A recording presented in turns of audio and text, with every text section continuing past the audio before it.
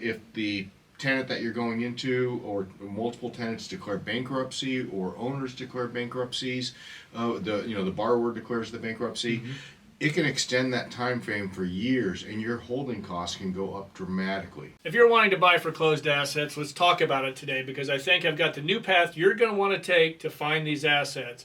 I've got my business partner, George Pino. He's the CEO of Commercial Brokers International here in Los Angeles. And we used to buy foreclosed properties. I guess we would do it again if we had the opportunity, but we've been a little busy doing this stuff. But we bought, what years was it? I started probably about 94 and kind of went through to about 2000. Yeah, we bought it, but we went directly to the banks, and we would buy small bulk properties that have been foreclosed on. And we do anywhere from 2 to 8 properties. Low to moderate income areas, all single family. What a treat that was. We learned a lot about investing by doing those. But we would call the banks and find the REO or OREO department, I believe is also what it was called, and ask for them to send us a list of foreclosed properties. We're not going to have that luxury now. No. It's going to be completely different this time. So I want to really touch on that for everybody today, because I think there is going to be a lot of opportunity to deploy capital over the next year or so, but it's going to be completely different now. So you're going to be buying mortgages from the banks, because the banks are not wanting to foreclose on these properties. They're wanting to get the bad loan off the books as fast as they can, so they're just selling the loans out. Walk us through the process. Well, I think we'll start from, historically, you're right, what you mentioned. Historically, if you wanted to buy a distressed asset, you'd go to a foreclosed property. Right. However, most of the banks have not foreclosed on a lot of their assets, especially the commercial assets, because they don't have that department anymore.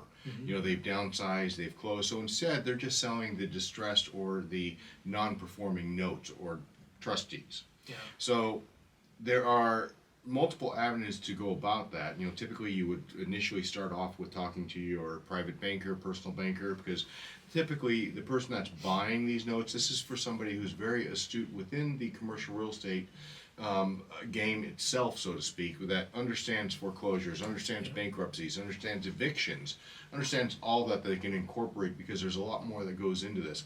It may also be something as simple as, let's just restructure the note for the current borrower.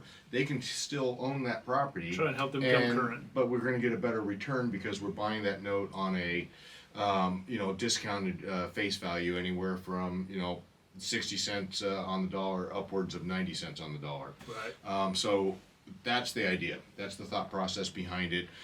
If you're going to do this, you really have to have a lot of capital, because obviously you can't get a loan to buy a loan. Yeah. You're paying all cash to the bank. You can probably get a hard money loan, but likely not, because you need some security. You're paying on that? Interest you're paying, but also the securitization. Almost any lender is going to want some sort of securitization, and you can't secure a loan with a loan. Right. There's no real asset there to secure that with. Right. So you're going to have that cash and capital ready to go right away.